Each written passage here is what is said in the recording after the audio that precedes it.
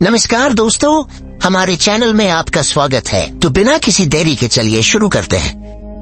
Presenting journey to the mysterious island. ये कहानी journey to the centre of the earth उसके 4 साल बाद की कहानी है, जहाँ पर शॉन जो कि 17 साल का हो चुका है, वो पुलिस से भाग रहा होता है, लेकिन पुलिस उसे पकड़ लेती है। इसके बाद शॉन के स्टेप फादर हैंक को बुलाया जाता है। पुलिस वाला हैंक का दोस्त होता है। वो हैंक को बताता है कि तुम्हारा बेटा सैटेलाइट कंट्रोल सिस्टम के अंदर घुस गया था, पर मैं तुम्हारी वजह से शॉन को गिरफ्तार नहीं कर रहा। इसके बाद ये दोनों के दोनों घर आ जाते हैं, जहाँ पर हैंक शॉन को समझाने की कोशिश करता है, पर शॉन हैंक को बिल्कुल भी पसंद नहीं करता। पर अगली सुबह जब शॉन के कमरे में हैंक जाता है, तो वो देखता है कि शॉन के हाथ में एक पेपर है, जिसमें कोड लैंग्वेज में कुछ लिखा हुआ है। शॉन उसे समझने की कोशिश कर रहा होता है। हैंक उसे बताता है कि जब मैं नेवी में था, तो मैं इस तरह के कोडेड मैसेजेस को बड़ी आसानी से ब्रेक कर लेता था। मैं इस पे तुम्हारी मदद कर सकता हूँ, पर तुम्हें मुझे बताना होगा कि कल तुम सैटेलाइट कंट्रोल सेंटर के अंदर क्यों गए थे। शॉन बताता है कि रेडियो पर मुझे एक मैसेज मिला था, पर सिग्नल वीक होने की वजह से उस मैसेज को मैं अच्छे से सुन नहीं पाया, इसीलिए मुझे सैटेलाइट कंट्रोल सेंटर जाना पड़ा, जहाँ जाकर उस मैसेज को मैंने इस पेपर पर दोबारा लिख लिया। हैंक शॉन के साथ अपने रिश्ते अच्छे करना चाहता है, इसीलिए वो इस मैसेज को समझने में उसकी मदद करता है। वो शॉन को एक लाइन का मतलब बताता है, जिसमें लिखा होता है द आइलैंड इज रियल। ये सुनकर शॉन बहुत खुश हो जाता है और वो हैंक को एक किताब दिखाता है, जिस किताब का नाम होता है द मिस्टीरियस आइलैंड। इसके बाद हैंक जब आगे का मैसेज डिकोड करता है, तो उसमें 3 और किताबों के नाम होते हैं, और ये तीनों किताबें आइलैंड्स के ऊपर होती है, और इन तीनों किताबों में एक नक्शा होता है। इन्हें पहले कुछ भी समझ नहीं आता, पर हैंक इन तीनों नक्शों को मिलाता है, तो ये तीनों नक्शे मिलाकर एक नक्शा होता है, जिसमें एक आइलैंड के कोऑर्डिनेट्स यानी कि उसकी लोकेशन भी होती है। शॉन अब उस आइलैंड पर जाना चाहता है, लेकिन हैंक उसे कहता है कि मैं तुम्हें जाने नहीं दूंगा। किसी सिर्फरे इंसान ने तुम्हें वहाँ से कोई मैसेज भेजा और अब तुम वहाँ पर जा रहे हो। शॉन कहता है कि वो सिर्फरे इंसान मेरे दादाजी हैं, जो द मिस्टीरियस आइलैंड किताब के बहुत बड़े फैन थे। 2 साल पहले अचानक से वो गायब हो गए, और मुझे पूरा यकीन है कि उन्हें वो आइलैंड मिल गया है, इसीलिए उन्होंने मुझे रेडियो पर मैसेज भेजा, और अब मैं उनसे मिलने के लिए जा रहा हूँ। हालांकि हैंक को उसकी बात पर यकीन नहीं होता, लेकिन वो उससे अपने रिश्ते अच्छे करना चाहता है, इसीलिए हैंक भी उसके साथ चल देता है। ये दोनों के दोनों पलाव पहुंच जाते हैं, जहां पर इनकी बताई हुई लोकेशन पर कोई भी अपनी बोट लेकर जाना नहीं चाहता, क्योंकि वहां पर बहुत बड़े बड़े तूफान आते हैं। पर तभी वहां पर कटाबू नाम का एक आदमी $3000 के बदले इन्हें इनकी जगह पर छोड़ने के लिए तैयार हो जाता है। उसके साथ उसकी बेटी भी होती है, जिसका नाम कैल्डी होता है।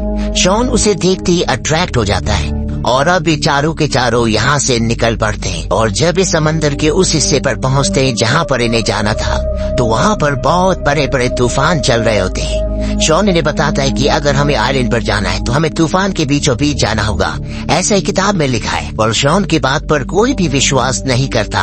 पर अब हेलीकॉप्टर से पायलट का कंट्रोल पूरी तरह से छूट चुका है। वो अपने आप ही तूफान के बीचों बीच चला जाता है, और इनका हेलीकॉप्टर क्रैश हो जाता है।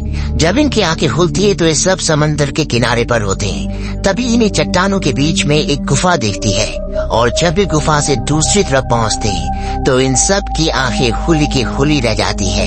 ये सच में एक बहुत ही मिस्टीरियस, बहुत ही खूबसूरत आइलैंड होता है। यहाँ पर सब कुछ बहुत अजीब होता है। तितलियाँ जो हमारी दुनिया में बहुत छोटी होती है, इस आइलैंड पर बहुत बड़ी होती है।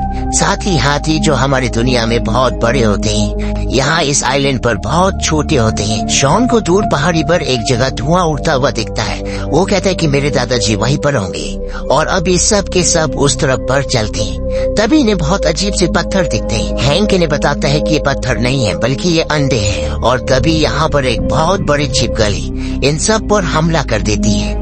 ये सब के सब यहाँ से भागना शुरू करते, और इससे पहले कि छिपकली इन सब को अपना निवाला बनाती, कोई उस पर हमला करके उसे बेहोश कर देता है।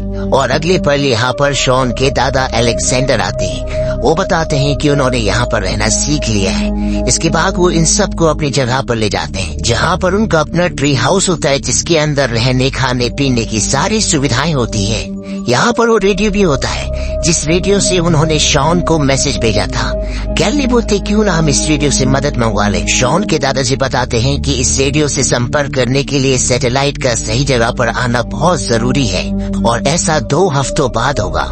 लेकिन कल मैं तुम्हें एक ऐसी जगह ले जाऊंगा, जहाँ जाने के बाद तुम्हारी आंखें खुली की खुली रह जाएंगी। अगली सुबह सब के सब सफर पर निकल पड़ते और कुछ ही देर बाद ये एक खूबसूरत शहर के सामने पहुंच जाते, जो कि एक खोया हुआ शहर है जिसका नाम एटलांटिस है। हैंक कहता है तो कई 100 साल पहले पानी में डूब चुका था। शॉन के दादाजी बताते हैं कि जब इस शहर के बारे में लिखा गया था तब ये पानी में डूबा हुआ था, लेकिन 70 साल ये पानी के ऊपर रहता है और 70 साल पानी के नीचे। शॉन बताता है कि ऐसा समंदर के नीचे ज्वालामुखी की वजह से होता है, जो सतह को ऊपर और नीचे धकेलता रहता है। हैंक अब यहाँ पर पानी को टेस्ट करता है और बताता है कि पानी खारा है। समंदर का पानी आइलैंड के इतने अंदर तक नहीं आ सकता, यानी कि पानी जमीन के नीचे से हरा है। मुझे लगता है कि जल्द ये द्वीप डूबने वाला है। हालांकि शॉन के दादाजी उसकी बातों पर विश्वास नहीं करते और कहते हैं कि मेरी कैलकुलेशन के हिसाब से इस आइलैंड को डूबने में 14 साल लगेंगे, लेकिन हैंक उनकी बात पर विश्वास नहीं करता। वो कहता है कि मेरी कैलकुलेशन के हिसाब से 2 से 3 दिन में ये पूरा आइलैंड पानी के अंदर डूब जाएगा। अब लेखक जूल्स की जिस किताब में इस आइलैंड का जिक्र था, उसी किताब में एक बहुत बड़ी सबमरीन यानी कि पनडुब्बी का भी जिक्र था जिसका नाम नॉटिलियस है, जो कि कैप्टन नीमो की थी। पर किताब में इस बात का जिक्र नहीं होता कि कैप्टन नीमो की पनडुब्बी कहाँ पर है, जिससे तूफान आने पर इस समंदर के यानी कि पानी के नीचे से सतह पर पहुँच सकते हैं। शॉन के दादाजी इन्हें कैप्टन नीमो की समाधि पर ले जाते हैं और बताते हैं कि ये उनके साथियों ने बनाई थी। यहाँ पर कैप्टन नीमो की लिखी हुई एक डायरी भी है जिसे कैलेनी अंदर से ले आती है। इन सबको पता चलता है कि नीमो हिंदुस्तान से था। उसकी डायरी में ये भी लिखा होता है कि उसका जो सबमरीन यानी कि पनडुब्बी है वो इस आइलैंड के दूसरी तरफ है, जो कि एक ज्वालामुखी की चोटी पर है।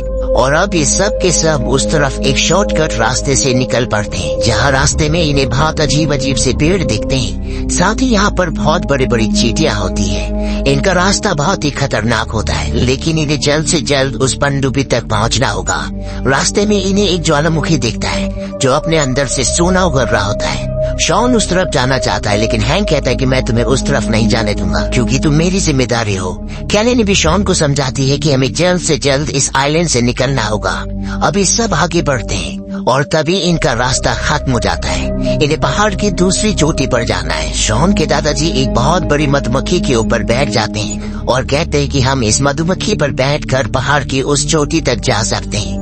हालांकि हैंक ऐसा नहीं करना चाहता, पर इनके पास कोई भी रास्ता नहीं होता, इसीलिए सब के सब मधुमक्खियों के ऊपर बैठकर अब पहाड़ी की दूसरी चोटी की तरफ जाना शुरू करते हैं। पर तभी रास्ते में इनके ऊपर पक्षी हमला कर देते हैं, पर हैंक बड़ी चालाकी से 2 पक्षियों को आपस में टकरा देता है।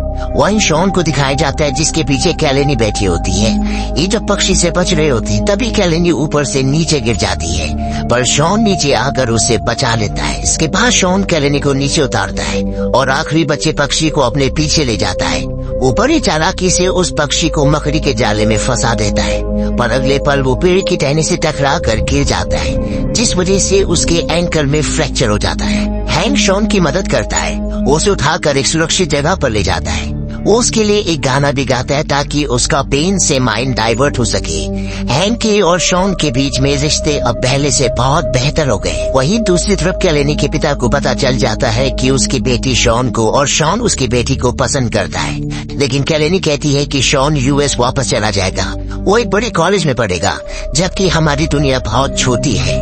रात को जब ये सब सो जाते हैं तो कैलेनी के पिता यहाँ से निकल जाते हैं। दरअसल वो सोने के ज्वालामुखी के पास जा रहे हैं ताकि वहाँ से सोना लाकर वो अपनी बेटी को एक अच्छे कॉलेज में पढ़ा सके। सुबह जब सब उठते हैं तो वो देखते हैं कि वहाँ पर कैलेनी के पिता नहीं है। साथ ही यहाँ पर बहुत ज्यादा पानी भर गया होता है। इन्हें समझ में आ जाता है कि कुछ ही घंटों के बाद ये पूरा का पूरा आइलैंड समंदर में समाने वाला है, यानी कि इन सब को जल्द से जल्द पनडुब्बी तक पहुंचना पड़ेगा। लेकिन कैलेनी अपने पिता को लेने के लिए जाना चाहती है। शॉन कहता है कि मैं भी उसके साथ जाऊंगा, पर उसके एंकल में फ्रैक्चर है, इसीलिए पहाड़ के ऊपर नहीं चढ़ सकता। शॉन के दादाजी कैलेनी के साथ जाने के लिए तैयार हो जाते हैं और इन्हें कहते हैं कि तुम हमें पनडुब्बी लेकर वहीं पहाड़ के किनारे पर मिलना। अब ये 2 टीम में अलग अलग अपने सफर पर निकल पड़ते हैं और कुछ ही घंटों के बाद कैलेनी अपने पिता तक पहुंच जाती है, जो सोने का एक बहुत बड़ा पत्थर उठाने की कोशिश कर रहे होते हैं। कैलेनी अपने पिता को समझाती है। वो कहती है कि मुझे इस दुनिया की कोई दौलत नहीं चाहिए, मैं आपके साथ रहना चाहती हूँ। उसके पिता भी समझ जाते हैं और अब ये तीनों के तीनों पहाड़ की चोटी की तरफ निकल पड़ते हैं, जहाँ पर हैंक और शॉन इन्हें पनडुब्बी से लेने आने वाले हैं। वहीं हैंक और शॉन को दिखाया जाता है जो उस जगह पहुंच जाते हैं जहां पर पनडुब्बी को होना चाहिए था, लेकिन वहां पर पनडुब्बी नहीं होती क्योंकि पानी का लेवल बढ़ने की वजह से वो पानी के अंदर समा चुकी होती है। ये दोनों के दोनों समंदर के अंदर जाती और तभी एक बहुत बड़ी ईल मछली जिसके जबड़ों में 1000 वॉट का करंट होता है इन पर हमला कर देती है। ये किसी तरह से उससे बच जाते हैं और इससे पहले कि वो दोबारा इन पर हमला करती, ये दोनों के दोनों सबमरीन यानी कि पनडुब्बी के अंदर चले जाते, जहां पहुंचने के बाद सबसे पहले ये पनडुब्बी का सारा पानी बाहर निकालते हैं। इसके बाद ये इंजन को स्टार्ट करने की कोशिश भी करते हैं, लेकिन पनडुब्बी का इंजन स्टार्ट नहीं होता। हैंक नीचे से इंजन चेक करके आता है और वो शॉन को बताता है कि इंजन को एक बहुत तेज इलेक्ट्रिसिटी के झटके की जरूरत है।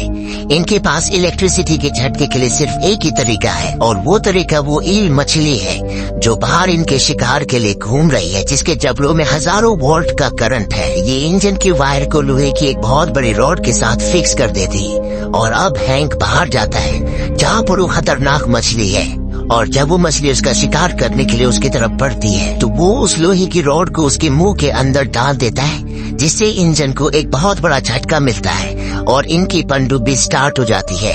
हैंक भी वापस पनडुब्बी के अंदर आ जाता है। वहीं कैलेनी उसके पिता और शॉन के दादाजी को दिखाया जाता है तो ज्वालामुखी के फटने से साथ ही चारों तरफ पानी भरने से एक चट्टान के ऊपर फंस जाते हैं। उनके चारों तरफ पानी पानी होता है, जिसकी ऊंची लहरों में इनकी चट्टान भी ऊपर की ओर उठना शुरू हो जाती है और इससे पहले कि वो दोबारा समंदर में जाती, ये तीनों के तीनों समंदर में कूद जाते हैं और एक दूसरे का हाथ पकड़ लेते हैं। और जब इन्हें लगता है कि इनकी जिंदगी का अंत आ चुका है, तभी सामने से वो पनडुब्बी जिसके अंदर हैंक और शॉन है वो आ जाती है और वो इन तीनों को पनडुब्बी के अंदर ले लेती। पर अभी भी इनकी परेशानियां खत्म नहीं होती क्योंकि इनके सामने पानी के अंदर बहुत बड़ी बड़ी चट्टानें हैं और एक चट्टान का बहुत बड़ा टुकड़ा इन्हीं की पनडुब्बी की तरफ आ रहा होता है। हैंक कैलेनी के पिता को कहता है कि तुम पनडुब्बी चलाओ। वो शॉन को कहता है कि जब मैं कहूँ तो तुम्हारे सामने जो बटन है उसे दबा देना। इसके बाद वो पनडुब्बी में एक मिसाइल डालता है और शॉन को बटन दबाने के लिए कहता है और जो बहुत बड़ा पत्थर इनकी पनडुब्बी की तरफ आ रहा होता है, मिसाइल पत्थर से टकराती है और उसके टुकड़े टुकड़े हो जाते हैं। इनकी पनडुब्बी वहाँ से बचकर निकल जाती है। ये सब के सब अब बहुत खुश है। शॉन भी हैंक को पसंद करता है, इसीलिए वो उसे अपने गले से लगा लेता है। साथ ही शॉन और कैलेनी ये दोनों एक दूसरे को प्यार करते हैं। इस जगह से निकलने के 6 महीने बाद दिखाया जाता है कि कैलेनी के पिता, जिनके पास अब उनका हेलीकॉप्टर नहीं है, लेकिन अब उनके पास एक बहुत पुरानी और शानदार पनडुब्बी है, इसीलिए अब वो एक बहुत फेमस टूरिस्ट गाइड है। आज शॉन का बर्थडे भी होता है जहाँ पर वो अपनी मॉम, हैंक और कैलेनी के साथ होता है। तभी वहाँ पर उसके दादाजी आते हैं और उसका बर्थडे प्रेजेंट उसे देते हैं, जो एक किताब होती है और ये किताब भी जूल्स की होती है जिसका नाम होता है from earth to the moon, और कहते हैं कि हमारे परिवार का अगला एडवेंचर ये होगा। तो दोस्तों, आशा है कि आपको वीडियो पसंद आया होगा। कृपया हमारे चैनल को सब्सक्राइब करें और सपोर्ट करें। जल्द ही एक और सुपरहिट फिल्म के साथ वापस आऊंगा। देखने के लिए धन्यवाद।